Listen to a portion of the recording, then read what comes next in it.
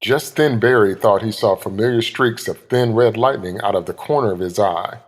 He turned to the left and then the right at super speed to scan the lab, but nothing was there.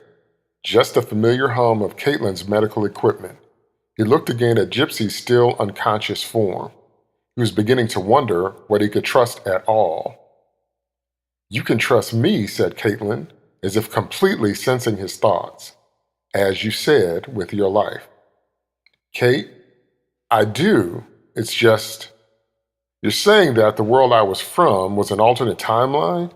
It wasn't the real Earth 1, as it were?" "That's exactly what I'm saying, Barry. If my word isn't enough, and it should be because I'm your wife, but if it isn't, we can contact your best friend. I'm surprised he's not here already." "Cisco? Is he here?" "No, I'm not talking about Cisco." Caitlin moved close to Barry again. "You know that I would never lie to you.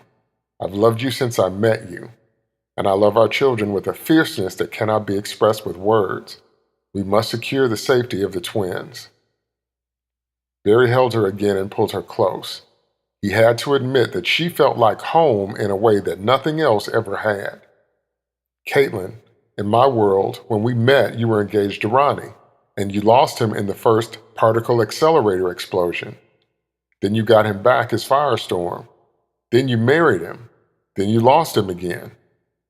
I'm not saying I don't believe you, it's just 1939 Lampert Street. Do you know where that is?" "I can find it. I think that's on the north side, isn't it?" "Yes, that's correct. Go there and get your children and bring them here. Then we can talk about Ronnie, and Martin, and Patty." Barry thought Caitlin's information couldn't shock him anymore. He was rapidly getting the sense that the shocks were just beginning. Barry felt his speed fire rise inside of him like always when he activated the Speed Force energy in his cells. He felt the lightning begin to supercharge his muscles and his bones. He felt the customary static crackle begin to encircle him. Time started to stand still, and with a wink at his wife, he accelerated out of her presence and quickly hit Mach 2. The sonic boom started popping around him, but he didn't care. If he really had kids with Caitlin and they were in danger, Barry only had one thought: they won't be hurt. Not on my watch.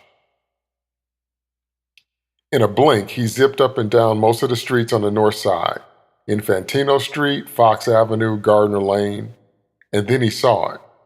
His feet got that tingle that always accompanied his turning on a dime. He was glad that his powers allowed his ankles to compensate for the damage and heal almost instantly. He swiftly turned right on Lampert Street and sped down to the house that had 1939 on its mailbox.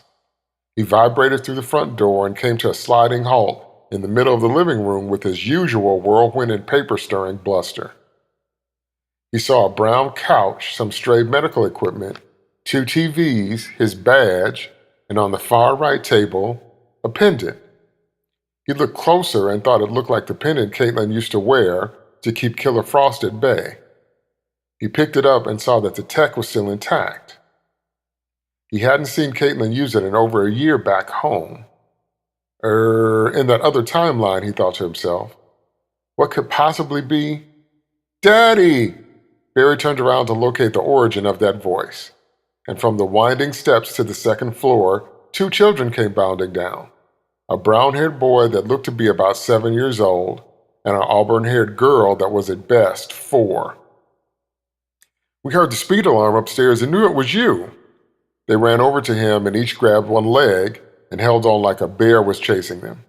They both beamed with little kid smiles that reminded Barry of Caitlin when she was caring for someone. Caitlin, their mother, his wife. Barry froze as he realized that the boy indeed was too old to be his son. If he'd only known Caitlin for 4 years and they'd been married for 3, how did he have a 7-year-old son? Same with his 4-year-old daughter. The forensic scientist in him kicked in and he wanted to take a closer look at these little ones. He knelt down to look at them on their level and they started giggling. His daughter said, "Take your mask off, Daddy." Then his son chimed in with, "You always tell us that thing's too tight anyway. Mask off, mask off." Barry found himself grinning from ear to ear and removing his mask. The children then both grabbed him around the neck, and in spite of himself, he began to cry. That's when Reverse Flash seemed to appear out of nowhere. One minute Barry was getting acquainted with his new family, and then those cursed red boots seemed to appear right behind the children. Barry looked up with a combination of anger and shock and reflexively held his children even more tightly. Eobard. Barry's voice was barely above a whisper. Are you on your way back to Star Labs? Thawne smiled. I'll meet you there. And Thawne took off, vibrating through the front door. Hey guys, thanks for watching. Be sure to like this video, subscribe to my channel, and ring the bell to know when new videos drop.